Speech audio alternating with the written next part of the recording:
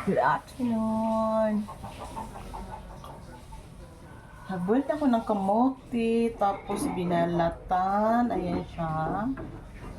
Pagkatapos balatan ito, i-mash natin. Kung may masher kayo, yun ang gamitin. Meron na itong tapos after this, mix natin yung kinayod na niyog. Pinakayod natin sa palengke.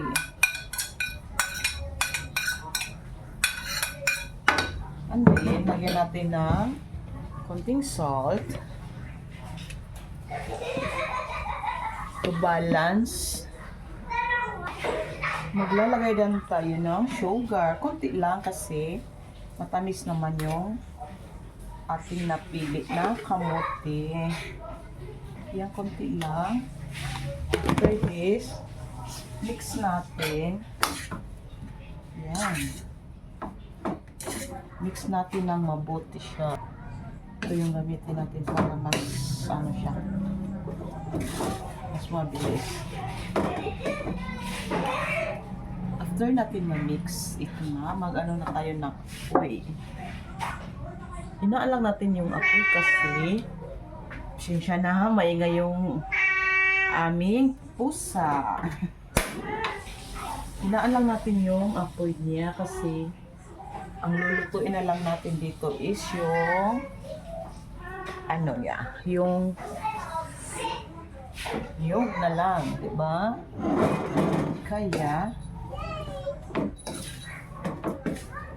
ayan, parang naparami ko yata yung yog. Tapos parang na-overcook ko yung kamote. O talagang mamasa-masa ito ng kamote. Ayan, hayaan natin siya dyan. Parang i-in-ina na lang natin siya.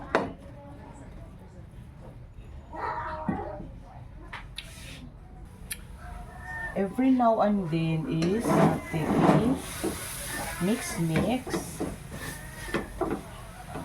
para maano yung iba naman.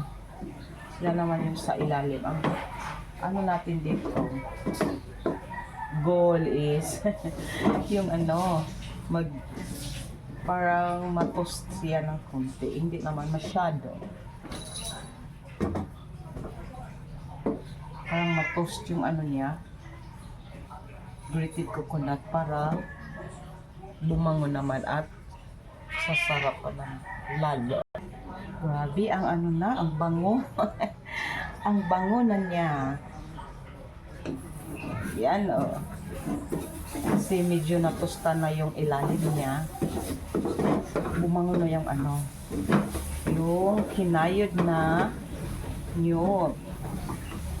Yan ang nagpadala ng bango. Yan.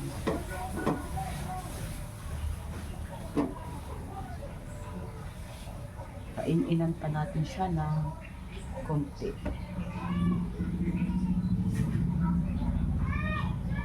Ang bango niya.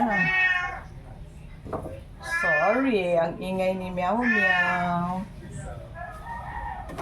Ang bango niya dahil sa grated coconut at saka yung kamote mismo. Pag medyo natusta ng konti, diba? Bango. This is it. Ayan, tapos na. Ito medyo nag-itim-itim na konti. Yun yung na-toast. Ang bango. Bango. And you know what? Recipe ito ng grandfather ko. Yan, di ko nakalimutan kahit matagal na. Salamat, grandfather in heaven. Yun, recipe na talaga. Yung grandfather ko is taga Sugod Leyte. Ayan. Diba? Oh, yan. Ganda na.